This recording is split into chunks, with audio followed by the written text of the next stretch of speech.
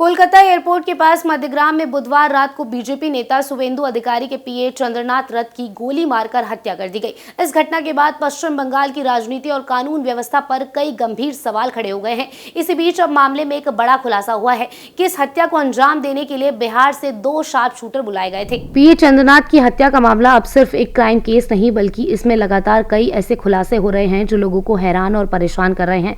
जाँच में अधिकारियों के मुताबिक हमलावरों ने करीब 72 घंटे तक इलाके की रेकी की। इसके बाद बुधवार रात करीब 10 बजे चंद्रनाथ रथ की एसयूवी को रोककर उन पर गोलियां बरसाई गई। शुवेंदु अधिकारी ने बताया कि जांच सही दिशा में जा रही है। उन्होंने कहा कि चंद्रनाथ रथ को इसलिए निशाना बनाया गया क्योंकि भवानीपुर चुनाव में ममता बनर्जी के खिलाफ उनकी जीत में रथ की एक अहम भूमिका थी।